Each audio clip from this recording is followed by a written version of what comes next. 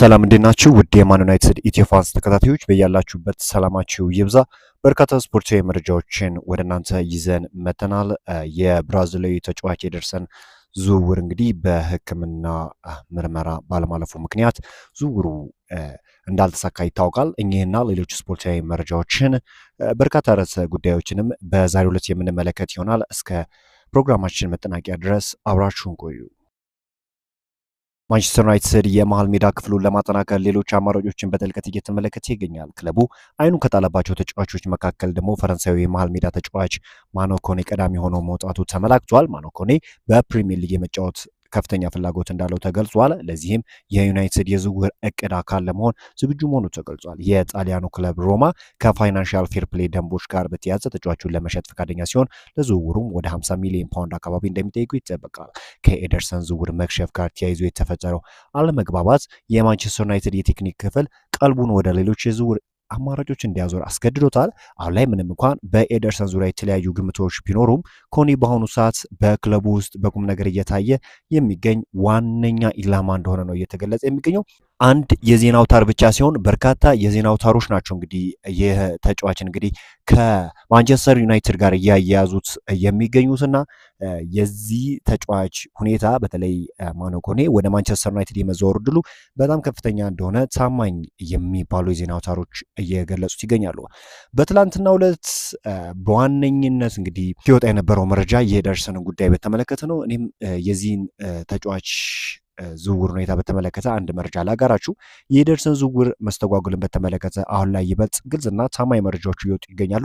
እንደ ታዋቂው ጋዜጠኛ ፋብሪዚዮ ሮማኖ እንደዘገበው ከሆነ ማንቸስተር ዩናይትድ ከአትላንታ ጋር የነበረው የኤደርሰን የዝውውር ስምምነት መሰረዙን ያሳወቀው ትናንት ምሽት እንደሆነ ተገልጿል። አትላንታ ከማንቸስተር ዩናይትድ ኦፊሻላዊ የሆነ ደብዳቤ እንደደረሰው በጽኑ እየተነገረ እንደሚገኝ በግልጽ ተመላክቷል። ምንም እንኳን ማንቸስተር ዩናይትድ ጉዳዩን በይፋ ማረጋገጥ ባይፈልግም የቤርጋማው ክለብ ዝውውሩ በአቋራጭ መቆሙን ማስታወቁ ተገልጿል። ለዚህም ዋነኛ ምክንያት የሆነው ተጫዋቹ የጤና ሁኔታ ላይ የተነሱ ከፍተኛ ስጋቶች እንደሆኑ ተመላክቷል። በዚህ ምክንያት የሕክምና ምርመራውን በደረጃ እየተከፋፈለ እንደነበርና በዩናይትድ ስቴትስ የተጀመረው ምርመራ በእንግሊዝ እንደቀጠለ የመጨረሻው ምዕራፍ ደግሞ ባለፉት 24 ሰዓታት መጠናቀቁ ተገልጿል። አሁን ላይ ይህ ጉዳይ ለሁለቱም ወገኖች መቼ በይፋ ግልጽ እንደሚሆን ማወቅ አስቸጋሪ እንደሆነ ፋብሪዚዮ ሮማኖ ጠቁሟል። ምንም እንኳን አንዳንድ የዜና ምንጮች ዝውውሩ እንዳልከሸፈ ቢናገሩም በፋብሪዚዮ ሮማኖ በኩል የተገኘው መረጃ ግን ዝውውሩ እንደማይፈጸም በግልጽ ተመላክቷል እና እዚህ ተጫዋች ዝውውር መክሸፍ ዋነኛ የሆነ ወይም ዋና ሪዝን የሆነው ምንድነው? በሕክምና ምርመራው ላይ ወይም በተገኙ ውጤቶች ላይ ጥሩ ያልሆኑ ምልክቶች እንደተገኙ ነው እየተገለጸ የሚገኘው። በዛ ምክንያት ነው እንግዲህ የተጫዋቹ ዝውውር እንደከሸፈ እውቁ ጋዜጠኛ ፋብሪዚዮ ሮማኖ ያሳውቀውና የተጫዋቹ ወደ ማንቸስተር ዩናይትድ የመዛወር ዕድሉ በጣም ዝቅተኛ ነው ወይም እንደከሸፈ ነው ፋብሪዚዮ ሮማኖ ያሳውቀው። በዓለም ዋንጫ የሩብ ፍጻሜ ጨዋታ ስፔን የቤልጂየም ብሔራዊ ቡድንን 2-1 አሸንፋለች። ውጤቱን ተከትሎ የስፔን ብሔራዊ ቡድን ከፈረንሳይ በመቀጠል ግማሽ ፍጻሜውን የተቀላቀለች ሌላኛው ሀገር ሆናለች። የማንቸስተር ዩናይትድ ግብ ጠባቂ ሴነ ላመንስ በዓለም ዋንጫ የመጀመሪያ ጨዋታውን መከወን ችሏል። ስፔን በቀጣይ በግማሽ ፍጻሜ ማክሰኞ ምሽት 4 ሰዓት ፈረንሳይን የምትገጥም ይሆናልና በትላንትናው ዕለት በግልጽ እንግዲህ ያው ከልምድም አንጻር ሊሆን ይችላል ስህተት ሰርቶ ነበረ ሰነ ላመንስ በማንቸስተር ዩናይትድ ቤት። ግብ ጠባቂ እንግዲህ ጥሩ የሚባል ጊዜን ጥሩ የሚባል እንቅስቃሴን ማሳየት ችሏል። ነገር ግን አንድ መረዳት ያለብን ነገር የስፔን ብሔራዊ ቡድን ተጫዋች የሆነው ኩባርሲ በጣም አደገኛ የሆነ ሹት ነበረ ግብ ጠባቂው ላይ የሾተበትና ከዚህ አንጻር ከልምድም አንጻር እንደዚህ አይነት ስህተቶች ሊያጋጥሙ ይችላሉና በማንቸስተር ዩናይትድ እምብዛም እንደዚህ አይነት ስህተቶችን ሲፈጽም አልተመለከትነውም ነበረ። ያው ወጣት ከመሆኑም አንጻር እንደዚህ አይነት ውድድር ላይ ደግሞ ጫናዎችም ስለሚበዙ እንደዚህ አይነት ስህተት ኖርማል ነው ማለት ይቻላል። ነገር ግን አሁን ካለው ሁኔታ ወይም የቤልጂየም ብሔራዊ ቡድን ካለበት ጫና ያቺ ጎል ባትቆጠር ምናልባት ነገሮች ሊለወጡ የሚችሉበት እድል ነበር። ነገር ግን የስፔን ብሔራዊ ቡድን በጣም ጫና እያደረገ ነበረ የቤልጂየም ብሔራዊ ቡድን ላይ እና ከዛ አንጻር እንደዚህ አይነት ነገር መፈጠሩ አስቆጪ ሊሆን ይችላል። ማይክል ካሪክ በተለይም ከኤደርሰን ዝውውር ጋር በተያዘ ከተጫዋቹ ፕሮፋይል ጋር በተያዘ ከጅምሩ የኤደርሰን ዝውውር ያልፈለገው ሲሆን እሱ የሚፈልገው የተለየ አጨዋወት ዘይቤ ያለው አማካኝ ነው ተብሏል። በሌላ በኩል ዩናይትድ በተጫዋቹ ላይ ባደረገው የሕክምና ምርመራ የኤደርሰን ስር የሰደደና አስጊ የጉልበት ጉዳት እንዳለበት ደርሻለሁ ብሏል። በአንጻሩ አትላንታዎች ተጫዋቹ ምንም አይነት የጤና እክል እንደሌለበት ሙሉ በሙሉ ጤነኛ በመሆኑም በአጭር ጊዜ ውስጥ ወደ ልምምድ እንደሚመለስም አስተዋውቋልና ስለዚህ ተጫዋች ዙሪያ አዲስ ነገር የሚፈጠር ከሆነ ወደ እናንተ የምናደርሳቸው ይሆናል። አሁን ባለው ሁኔታ ግን የተጫዋች ወደ ማንቸስተር ዩናይትድ የሚዘዋወርበት እድል እንደሌለ ነው እየተነገረ የሚገኘው።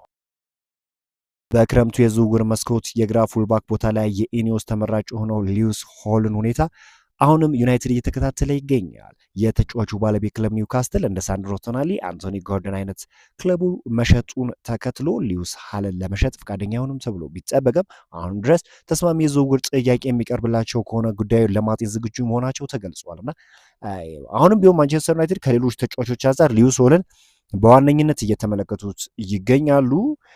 ያ ማለት ምንድነው? ማንቸስተር ዩናይትድ የሚገፋ ከሆነ ማንቸስተር ዩናይትድ በፉልባክ ቦታ ላይ ተጫዋች የሚያስፈርም ከሆነ ምናልባትም ከየትኛውም ስም በላይ የሊዩስ ሆል ስም የመጠራት እድሉ ከፍተኛ ነውና ተጫዋቹን አሁንም በንቃት እየተከታተሉት ይገኛሉ። ለማስፈረም እንቅስቃሴ ያደርጋሉ ተብሎ ይጠበቃል። የእንግሊዛዊ ተጫዋች በኒውካስል ዩናይትድ ቤት ያሳየው እንቅስቃሴ የበርካታ አውሮፓ ክለቦችን ቀልብ መሳቡ ይታወቃል። ከነዛም ውስጥ እንግዲህ በግንባር ቀደምነት የሊዩስ ሆል ስም እየተነሳ ይገኛል። ይህ በእንዲህ እንዳለ ማንቸስተር ዩናይትዶች በተጠናቀቀ የውድድር ዓመት መጨረሻ ጨዋታዎች ላይ ጉዳት አስተናግዶ የነበረውን ቤንያሚን ሼሽኮን ለአዲሱ የውድድር ዘመን የመጀመሪያ ጨዋታዎች ብቁ ሆኖ እንደሚመለስ እምነት አላቸው ተብሏል። ሳሙኤል ሉከስ ነው እንግዲህ ይህንን መረጃ እያጋራው። ቤንያሚን ሼሽኮ እንደሚታወቀው እንግዲህ በጣም ኳሊቲ ያለው ተጫዋች እንደሆነ ይታወቃል። ነገር ግን ያው ከልምድ ጋር በተያያዘ አንዳንድ ስህተቶችን ሲሰራ ማስተዋል ችለናል እና ነገር ግን አሁን በአዲሱ የውድድር ዘመን በተለየ ሁኔታ ለማንቸስተር ዩናይትድ ግልጋሎቱን ይሰጣል ተብሎ ይጠበቃል። ፖቴንሻል እንዳለው ሁላችንም እናውቃለን። በአዲስ የውድድር ዘመን ምን ያሳየናል የሚለው ነገር አብረን እንመለከታለን። ማንቸስተር ዩናይትዶች ከማኖ ኮኔ በተጨማሪ ሌላኛው በቅዳቸው ውስጥ ያለው ተጫዋች እንጂ ጆዋዎ ጎሜዝ ነው። እንግዲህ ዛሬ የወጡ መረጃዎች እንደሚጠቁሙት ከሆነ ጆዋዎ ጎሜዝ በማንቸስተር ዩናይትድ የመሃል ክፍል አማራጭ ውስጥ በዋነኝነት ተቀምጧል። ተጫዋቹ በዲፌንሲቭ ሚድፊልድ እና ሴንትራል ሚድፊልድ የመጫወት አቅም አለው። አጠቃላይ ሬቲንጉ ወይም ደግሞ አቬሬጅ ሬቲንጉ 6.94 ሲሆን ይሄ ብራዚላዊ እንግዲህ ጥሩ የሚባል እንቅስቃሴን ጎልቭስ ማሳየቱ ይታወቃል። ይህንን ነገር እንግዲህ የተመለከቱት ማንቸስተር ዩናይትዶች አሁንም ቢሆን በዝውውር ራዳር ያስገቡት ተጫዋች እንደሆነም ይታወቃል። በዛሬው ዕለት ዩናይትድን የተመለከቱ ስፖርታዊ መረጃዎች እኚህን ይመስላሉ። በአዳዲስ ስፖርታዊ መረጃዎች እስክንገናኝ መልካሙን ተመኘው።